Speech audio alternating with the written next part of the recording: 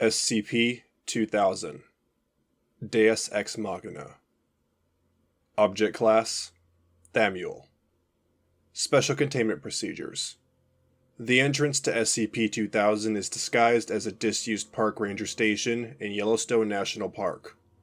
Despite several civilian trespassing attempts, the entrance has yet to be breached in the installation's recorded history, and no further physical containment has been deemed necessary. Protocol Plain Sight 201 is in effect for SCP-2000. Necessary supplies and replacement personnel may be delivered via unmarked road vehicles or civilian helicopter as appropriate. No personnel below Level 4 2000 clearance are permitted access to documentation regarding SCP-2000 or any protocols associated with its containment and upkeep. No personnel below Level 5 2000 clearance are permitted access to SCP-2000 below Sub-Level 3. All personnel assigned to SCP-2000 must submit to a neural archetype scan on a monthly basis. Personnel stationed on site must submit to weekly scans to be stored locally. Level 4 2000 personnel or above stationed on site are not permitted to leave Yellowstone National Park during the course of their assignment. In the event of transfer, either elective or compulsory, Class A amnestics must be administered, and false memories implanted consistent with assignment to other high-security or Keter-class SCP objects. Additional personnel may be assigned to SCP-2000 and granted temporary Level 4 2000 clearance at the discretion of Item HMCL Supervisor, currently Dr. Charles Gears, and O5 Command. The exterior surface of SCP-2000 is surrounded by Scranton reality anchors, SRAs, every 20 meters, arranged hexagonally to prevent incursion by hostile anomalous interference. Each SRA's function must be checked semi-annually and replaced as necessary. Technicians servicing SRA components may reference document SRA 033, revision 1.0.7. 5 Zank Anastakios constant temporal sinks, exacts, capable of maintaining stable tachyon flux across the expanse of the facility, maximum output rating at 100 watts each, have been installed and are to be maintained monthly. Technicians servicing exact components may refer to document Exacts 864, revision 1.3.0.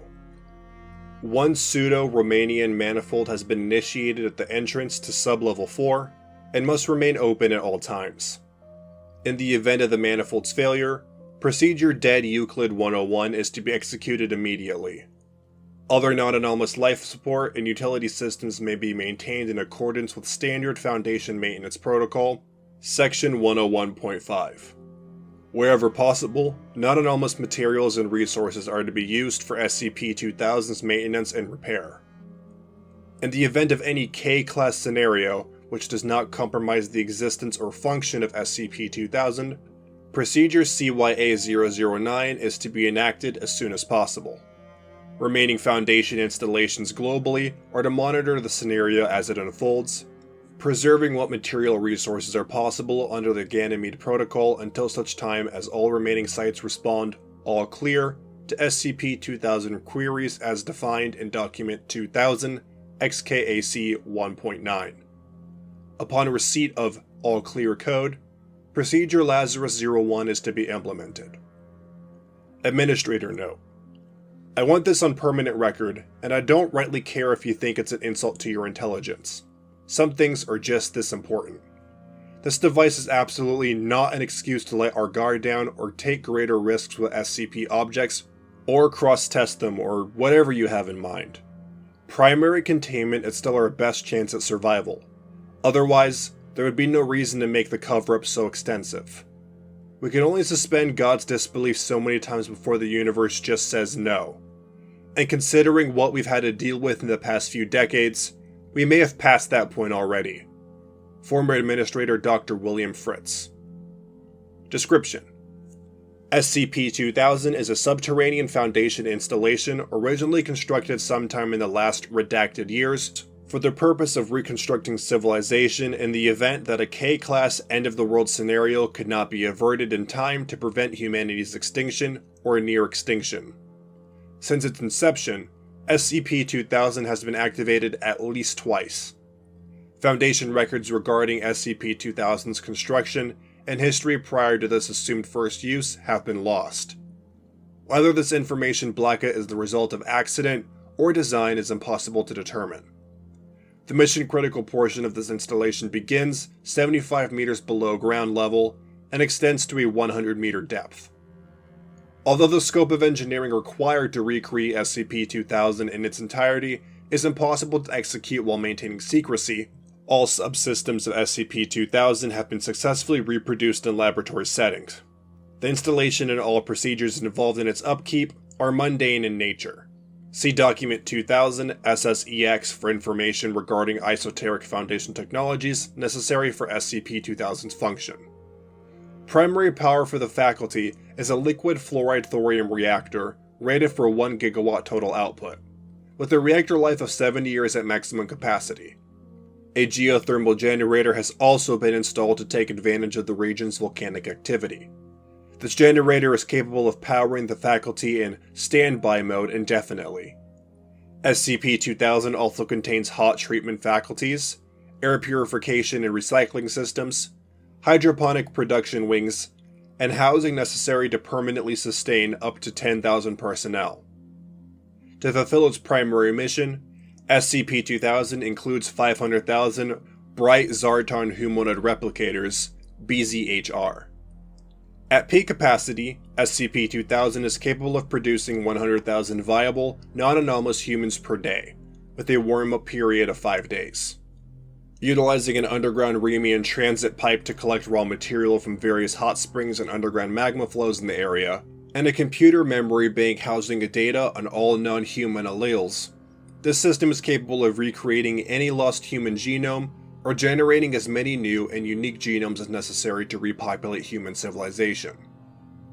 Researcher note: use of the BZHR system is currently suspended outside of maintenance testing and emergency situations. Possible hostile incursion is still being investigated, and this database is proving particularly difficult to debug. We're seeing a distribution of congenital and genetic defects far above baseline numbers.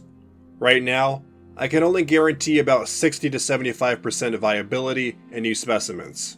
See Addendum 2001. Dr. Christopher Zartian, MD, Biotech Research and Development. Humans produced by this process can be advanced to any age desired without extending the 5-day incubation period. In addition to construction features, the BZHR also has the ability to implant memories by administration of Class G hallucinogenics and developmental hypnotherapy. Life histories, neural archetype scans, and genomes of many Foundation personnel, including all personnel of Level 4/2000 clearance and above, are maintained to ensure that SCP-2000 may be activated and Procedure Lazarus-1 can be initiated by as few as one surviving human. After the implementation of the Ganymede Protocol, indicating a failure of the Foundation to prevent a K-Class scenario, SCP-2000's security systems will unlock, allowing any Foundation employee to initiate Procedure CYA-009. If after 20 years SCP-2000 remains inactive, security will be relaxed further, allowing any non-anomalous human being to access the facility and initiate the procedure. Once activated, SCP-2000's internal monitoring system will attempt to locate all personnel of Level 4/2000 clearance and assess their condition. Mission-critical personnel not found will be replicated using the most recent neural archetype scan on file, and awakened prior to the initialization of any other systems. After these personnel are revived, security locks will resume normal function. For a complete list of contingency options available, Level 5/2000 personnel may access Document 2000 CYA-09. Note that receipt of the all-clear code as defined by Document 2000 XKAC 1.9 may be waived only if all other Foundation faculties have been rendered inoperative. Otherwise, security and MTF elements revived under Procedure CYA-009 will be dispatched to all remaining Foundation faculties to confirm their function and the integrity of local reality. Procedure Lazarus-01 will begin when an authorized Level 5/2000 Foundation employee inputs the desired resume date into SCP-2000's BZHR control unit. Available units will then begin production of prominent political and cultural leaders of the time period using description/genetic information on file, as well as replication of a global populace consistent with the chosen time period. Most of SCP-2000's floor space is dedicated to storage of building material, construction equipment, factory machinery, agricultural equipment, and a computer database storage, in addition to infrastructural concerns. A wide cultural base with the copies of thousands of famous works of art, music, literature, and a full backup of the World Wide Web are kept on site in the event that other repositories are destroyed. HMCL Note: discovered this note in previous iteration records at Lazarus-01 conclusion. Researcher Note: if we ever do this again, do not set the resume date further back than 20 years before the event. Not only can we piggyback on a lot of undestroyed structures if we do, but it will make continuity a lot easier to resume. Redacted years is too many. We're straining personnel such as it is without having to rebuild a chronological specifications just to save time on the population and agricultural demands. Besides, how much of the 20th through 20 redacted centuries do we really need to rewrite, and how many times? Isn't one Great War hard enough to keep track of? Dr. Harrianetta Eisenhower, historian. My tenure as SCP-2000's HMCL will honor this request. Currently pursuing official documentation update to account for this change. 2 world wars is plenty. We do not need to hazard a third. Dr. Charles Gears, HMCL Supervisor. The first replacement humans housed off-site must necessarily be informed of SCP-2000's existence and function as they are being created. This strategy allows newly created humans to assist in reconstruction and recolonization efforts directly, and skill sets appropriate to reconstruction have been pre-selected for increased prevalence in the first 5 million individuals produced. As global population increases, the process of dysphoria and reconstruction will accelerate geometrically, allowing economic and agricultural infrastructure to recover as quickly as possible. While it is feasible that some replacement humans will not survive the initial renovation period, such individuals can be recreated indefinitely until all major population centers and Foundation faculties have been completed. Foundation administrative assets during this period will focus on the falsification of dendrochronological, astronomical, and radiometric dating records necessary to maintain the appearance of historical continuity. Please see Document 2000 Retcon version 2.3.3 for details. In the event that significant portions of natural habitat are also destroyed prior to the project's completion, refer to Document 2000 1 Tier version 3.0 for approved rapid regrowth methods. It is estimated that the world population, manufacturing capability, agricultural production, and culture can be reset to 2000 current era levels 25 to 50 years after the procedure is implemented. At the conclusion of Procedure Lazarus-01, amnestic agent ENUI-5 will be released en masse, causing all reconstructed humans to forget their affiliation with Foundation assets. History will then resume from the chosen date. Each procedure will necessarily alter the course of human events due to the enormous complexity of human social interaction. Further research into predictive historical modeling based on observations from prior completions of the procedure Lazarus-01 is ongoing. HMCL Note: no further proposals for behavioral and cultural modifications will be accepted at this time. Previous attempts to ameliorate violent and sociopathic tendencies in humanity as a whole have already been implemented and deemed successful. Experimentation using second iteration subjects indicates that further modifications would undermine tenacity to such a degree that technological and social progression will be noticeably inhibited. See Experiment Log Redacted for further information.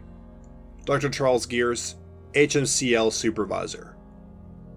Document 2000 SS Explained. The following information establishes basic operational parameters of technology developed specifically for the SCP-2000 project. Although this technology may appear to be anomalous, it is based entirely on verifiable scientific principles currently in use by the Foundation to effect containment.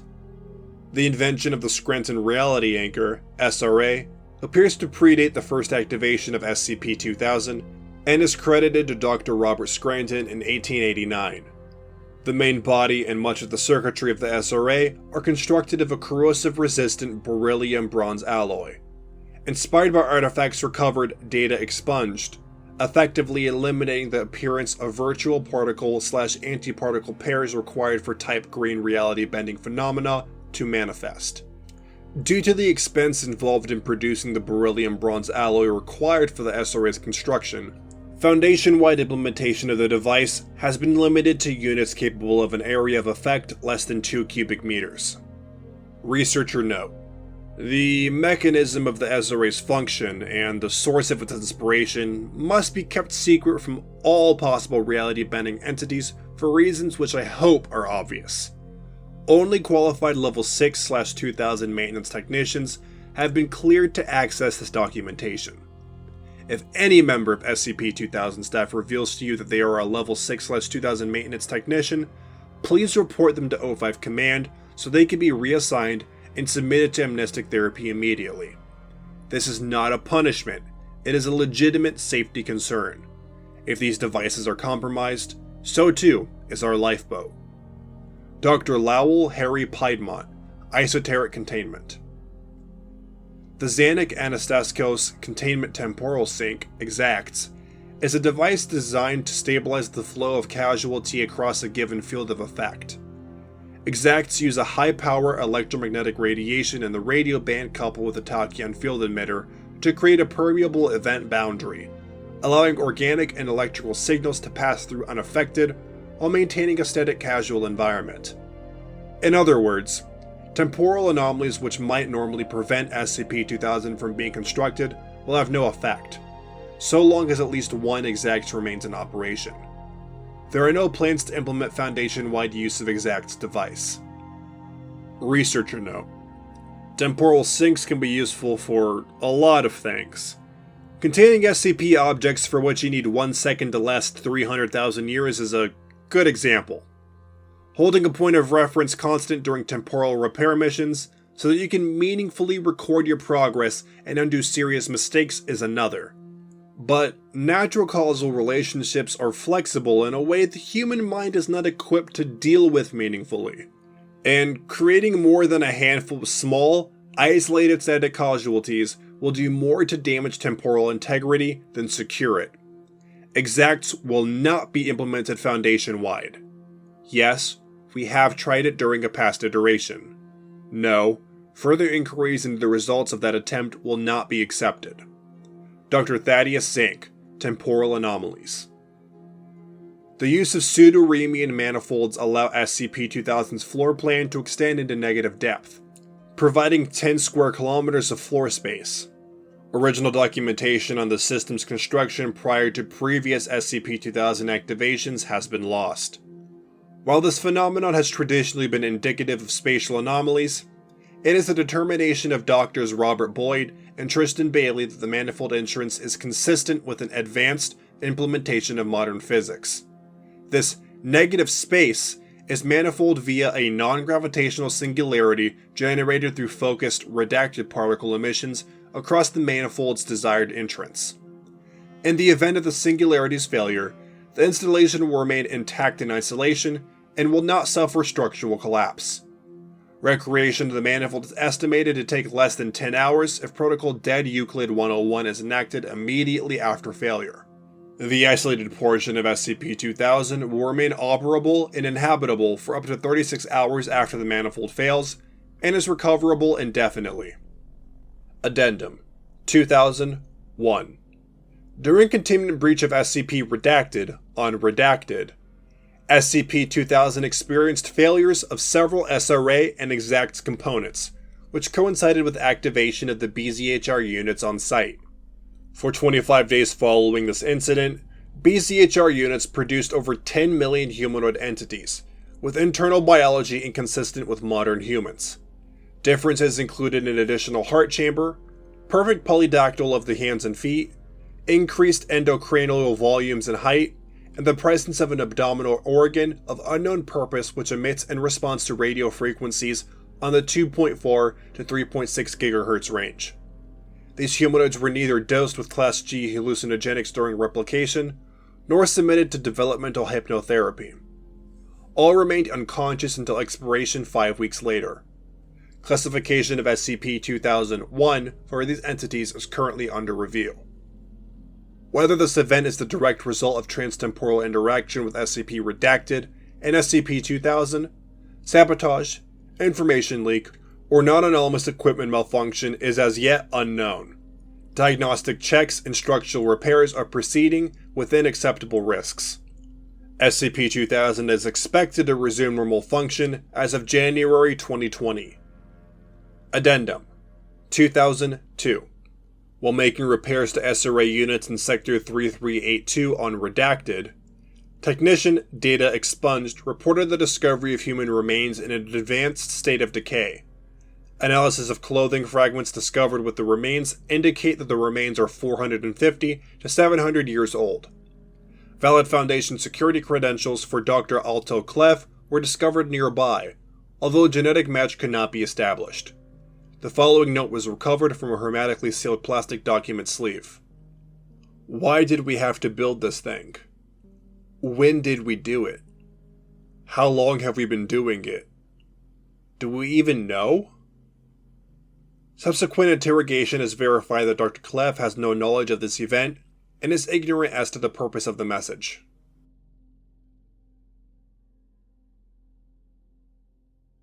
Thank you for listening to SCP-2000. If you enjoyed this SCP, please follow the link in the description to the SCP Wiki, and vote it up to support the author, as well as the SCP Wiki as a whole.